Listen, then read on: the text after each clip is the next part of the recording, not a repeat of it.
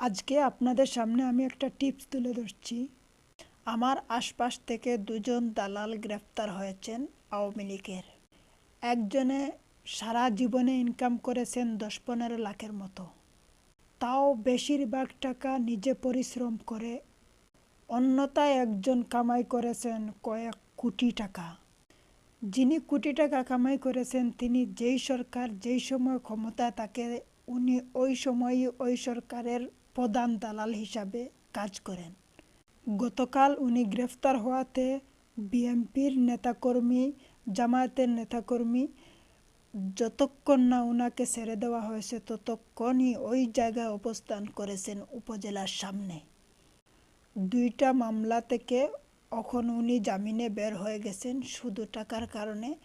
আর BNP, Jamaat এদেরকে shelter দেওয়ার কারণে আওয়ামী লীগকে এই মুহূর্তে শেল্টার দিচ্ছে জামাত এবং বিএনপি।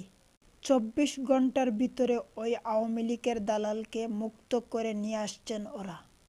দ্বিতীয়ত, অন্য একজন আওয়ামী লীগের দালাল তেমন একটা টাকা পয়সা নেই, অপরাধের দিক থেকেও উনি শূন্য এবং উনি দেশের বাহিরে ছিলেন। অপরাধ করার ইচ্ছা থাকলেও সুযোগ পেতেন না। ওনাকে কেউ শেল্টার দিচ্ছে না, শুধু পরিবারের লোক ছাড়া। উনি গারুদের পিছনে থাকবেন যতদিন না পরিবারের লোক টাকা দিয়ে ওনাকে ছাড়াতে পারবে। অন্যথায় যিনি রাঘব বোয়াল, ওনাকে রাত দিন 24 ঘন্টা হয়নি ছাড়িয়ে আনতে। আমার কথাটা বলার কারণ হচ্ছে বিএনপি জামায়াত যদি জনগণকে সাপোর্ট করত তাহলে আমি এই কথাগুলা বলতাম না। সব দালাল গ্রেপ্তার হোক সেটা আমিও চাই, কিন্তু এটা কেমন বিচার হলো? যার টাকা আছে, টাকার বিনিময়, ক্ষমতার বিনিময়, অন্য দলের শেল্টারের বিনিময় ও ছাড়া পেয়ে যায়। বিএনপি জামায়াত এখন আরামে দিন কাটাবে। ওরা চাপ দিবে, আওয়ামী লীগের কাছ থেকে জুস বের হবে, ওরা চুষে খাবে।